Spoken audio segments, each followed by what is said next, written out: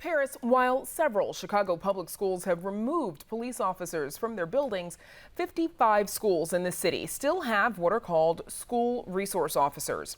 Today, after months of engagement with students, parents, and other partners, the school district and 5 community organizations laid out recommendations for those schools to pursue a more holistic approach to safety.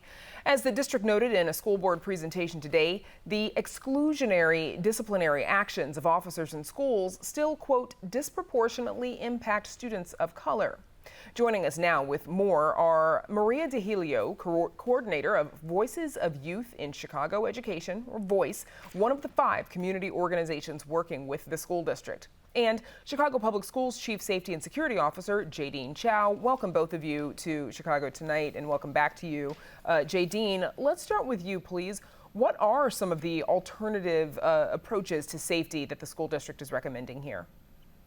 We're so excited, and thank you again for having us tonight. It's so important to just start by saying we asked our community organizations to come up with recommendations that really transcend different areas beyond just conventional physical safety. So we asked them to look at emotional safety and what we call relational trust safety as well.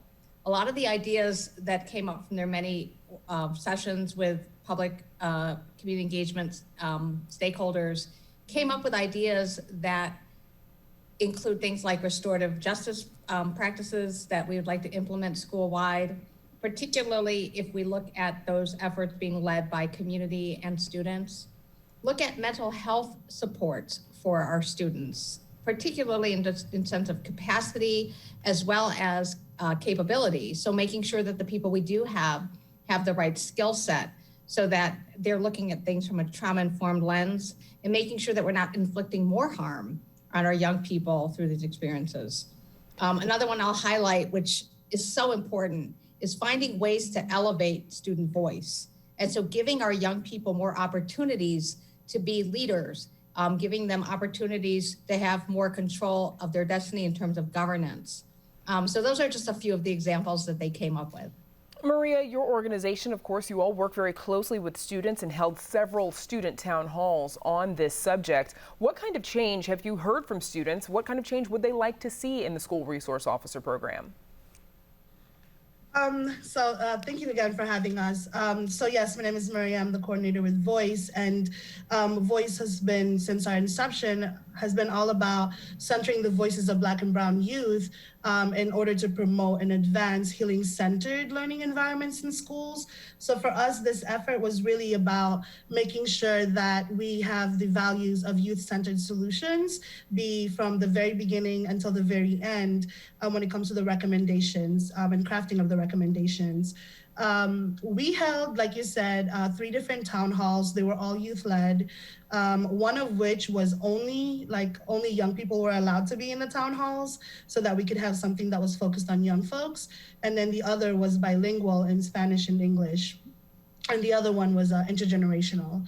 Some of the things that we heard from young people for us has really been the need to invest and increase the investment in mental health and access to mental health. A lot of it has also to do with enhancing or even creating a behavioral health team in the school that could really get to the root cause of the issue when it comes to disciplinary actions. So those were some of the things that we saw, including I'm sorry, go ahead. Well, I was just going to ask, what are some of the problems that students have expressed having had with a school resource officer? And we should mention that, we invited a member of Chicago Police Department to join us this evening. They were unable to, but what have students said are some of the problems or the challenges with having a police officer in their schools? Well, and Jadine knows this. When we first got invited to the table for Voice, it was a very, it took us a while to make that decision because the reality is everybody knows that Voice's stance on police in schools has been a full removal of police officers in schools and a full investment in mental health and positive youth leadership development. So we have a lot of background where some of our young people have been arrested for writing their names on a desk with a pencil, or our young people have been handcuffed to a pipe for 5 hours, right? So these were horror stories that we were hearing at the very beginning, which is really what led Voice to take such a strong position. And that's the reason why it was a difficult decision, but it was also a really good opportunity to be part of this whole school safety committee so that we could really take a holistic approach to safety that is engaged in authentic process of youth voices and community voices. And that's really what we went through here, because the 5 different organizations that are part of this whole school committee, we all stand differently in this issue, which is why it was challenging, but it was also authentic. And Jadine, for these 55 schools that still have school resource officers, what is the likelihood that, when it is up to the schools to sort of decide what their plan, what their safety plan looks like, what's the likelihood that they will actually decide to release one or both of their SROs? I think that this is really the time where schools are starting to consider what we mean by whole school safety. So I think that as I've begun talking to principals and to parents and to teachers, they're saying, okay, well, maybe with this now new option of trading in my SRO to get alternatives, that means alternative resources, alternative programs, maybe this is a good way to sort of test it out and see if we're comfortable with making that move.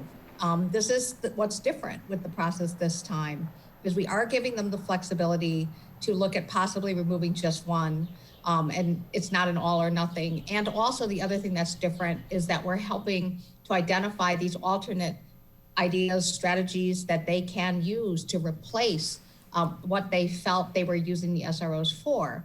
But in this case, though, getting to the root of the issue.